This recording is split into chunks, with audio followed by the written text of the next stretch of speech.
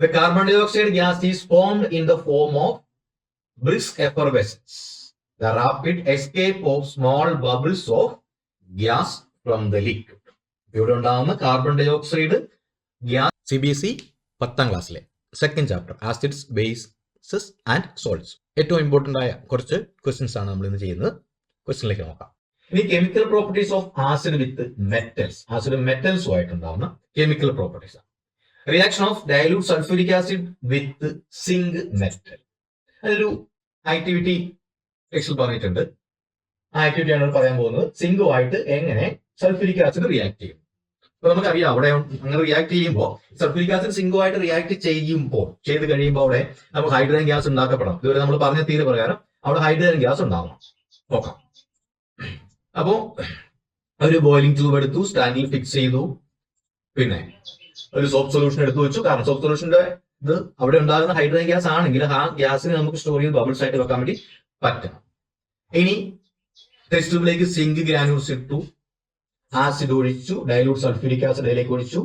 ഇനി ഒരു rubber cork വെച്ച് അടച്ചു, ഒരു ട്യൂബ് അതിൽ ഫിക്സ് ചെയ്തു. കാരണം അവിടെ ഉണ്ടാക്കപ്പെടുന്ന ഗ്യാസ് പുറത്തു പോകാതെ ട്യൂബിലൂടെ തന്നെ നമുക്ക് ഈ സോപ്പ് സൊല്യൂഷനിലേക്ക് കിട്ടണം. പറഞ്ഞിരുന്നതാണ്. ഇവിടെ സ്റ്റാൻഡ് വെച്ചു, ഇതെല്ലാം ഫിക്സ് ചെയ്തു, ഡയലൂട്ട് സൾഫ്യൂരിക് ആസിഡ് ഒഴിച്ചു, സിങ്ക് ഗ്രാനുൾസ് ഇട്ടു. അപ്പോൾ ഇവിടെ ഉണ്ടാക്കപ്പെടുന്ന ഹൈഡ്രജൻ ഗ്യാസ് അത് ഈ ട്യൂബിലൂടെ വന്ന് എവിടെ എത്തും? ഈ സോപ്പ് സൊല്യൂഷൻ എത്തും. അപ്പൊ സോപ്പ് സൊല്യൂഷന് ഉള്ളിലാണ് ഈ ഗ്യാസ് വരുന്നത്, ബബിൾസ് ആയിട്ടായിരിക്കും പുറത്തേക്ക് വരിക. അപ്പൊ ഇത് അവിടെ കാണിക്കുന്നുണ്ട്. ഗ്യാസ് ഡെലിവറി ട്യൂബ്, ആ ട്യൂബിലൂടെ ഗ്യാസ് പുറത്തേക്ക് വരുന്നു.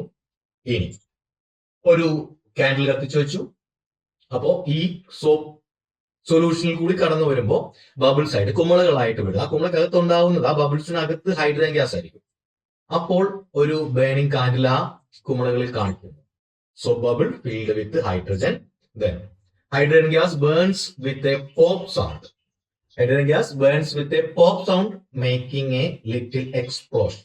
കാരണം ഓക്സിജൻ കത്താൻ സഹായിക്കുന്ന വാതകമാണ്. ആ തീ ഒന്നുകൂടെ ബ്രൈറ്റ് ആയിട്ട് കത്തുകയുള്ളൂ. പക്ഷേ ഹൈഡ്രജൻ സ്വയം കത്തുന്ന വാതകമാണ്. അപ്പോൾ ഈ ചെറിയ കാൻഡിലൂടെയൊക്കെ തന്നെ ഒരു പോപ്പ് സൗണ്ടോടുകൂടി പെട്ടെന്ന് ഹൈഡ്രജൻ കത്തിത്തീരും. ഇതാണ് ആ ആക്ടിവിറ്റിയുടെ എക്സ്പ്ലനേഷൻ. അപ്പൊ ഇവിടെ zinc plus dilute sulphuric acid, അതായത് മെറ്റൽ പ്ലസ് ആസിഡ്, ആ റിയാക്ഷനിൽ കിട്ടുന്നത് ഹൈഡ്രജൻ ഗ്യാസ് ആണ്. അപ്പൊ ഹൈഡ്രജൻ ഗ്യാസ് ആണോ എന്ന് നമ്മൾ ടെസ്റ്റ് ചെയ്യുന്നതാണ് ഈ ബേണിംഗ് കാൻഡിൽ വെച്ച് നോക്കുന്ന experiment. Chemical properties of acid. Properties of acid എന്താണ്? ആസിഡ് റിയാക്ട് വിത്ത് മെറ്റൽ, നമ്മളിപ്പോ പറഞ്ഞു മെറ്റലുമായിട്ട് റിയാക്ട് ചെയ്യുന്ന പറഞ്ഞു. ഇനി acids react with metal carbonates and metal hydrogen carbonates to form carbon dioxide gas. നമ്മൾ പറഞ്ഞത് ആസിഡ് മെറ്റലുമായിട്ട് റിയാക്ട് ചെയ്ത് ഹൈഡ്രജൻ ഗ്യാസ് ഉണ്ടാകുന്നു. Then acid react with metal carbonate and metal hydrogen carbonate to form carbon dioxide gas. Metal carbonate example plus acid plus carbon dioxide. ഓർത്ത് നോക്കുക, metal carbonate plus acid gives salt plus carbon dioxide. ആദ്യം പറഞ്ഞത് metals plus acid gives salt plus hydrogen gas ആയിരുന്നു. ഇവിടെ metal carbonate plus acid gives salt plus carbon dioxide. Example methyl hydrogen carbonate plus acid gives salt plus carbon dioxide plus water ആയിരിക്കും നമുക്കറിയാം. Na2CO3 plus HCl, metal carbonate plus HCl acid gives sodium carbonate, HCl നമുക്കറിയാം. Hydrochloric acid gives NaCl plus CO2 plus H2. NaCl നമുക്ക് അറിയുന്നതാണ്. Sodium chloride plus CO2 അറിയാം. Carbon dioxide plus H2O water. ഇനി അതിന്റെ balance ആണോ നോക്കുന്നു. ഇവിടെ C ഉണ്ട്, ഇവിടെ C ഉണ്ട്, ഇവിടെ O2 ഉണ്ട്. അപ്പൊ ഇവിടെ ഒരു വൈവ് ഉണ്ടാവുമല്ലോ. NaHCO3 plus HCl gives sodium hydrogen carbonate plus hydrochloric acid gives NaCl plus CO2 plus H2. Same തന്നെ sodium chloride plus carbon dioxide plus water. The carbon dioxide gas is formed in the form of brisk effervescence, the rapid escape of small bubbles of gas from the liquid.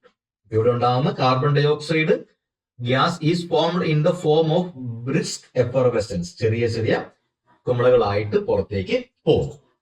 ഇനി properties of the excess of carbon dioxide gas is passed through lime water, then the white precipitate formed first dissolves due to the formation of soluble salt called calcium hydrogen carbonate and the solution becomes clear again.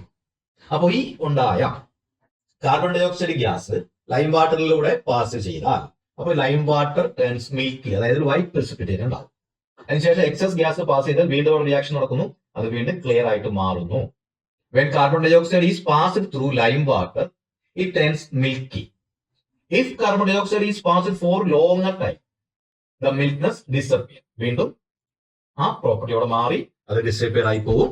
കാരണം CaOH twice plus CO2 gives calcium hydroxide plus CO2 ആണ് carbon dye oxide.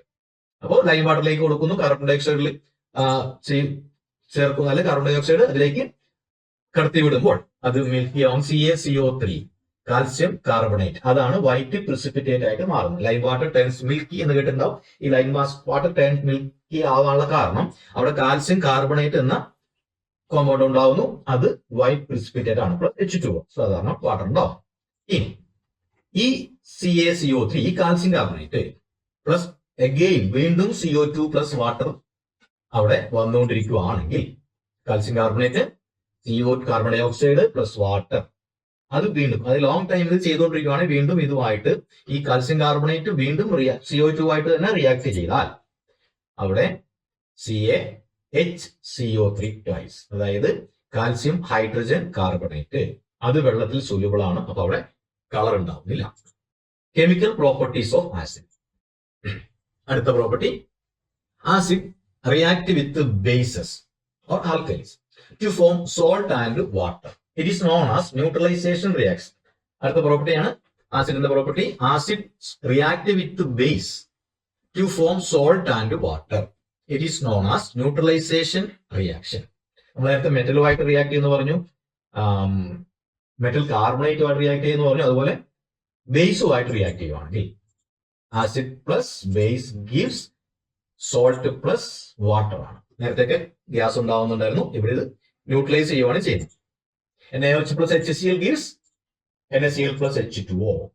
Sodium hydroxide plus hydrochloric acid gives sodium chloride plus water. Acids react with metal oxide to form salt and water. Hence, metallic oxides are said to be basic oxides.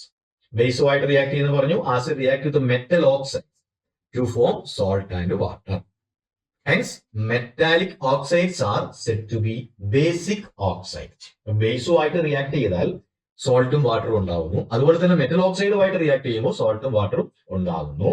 അതുകൊണ്ട് metallic oxides are said to be basic oxides. Metal oxide plus acid gives salt plus water.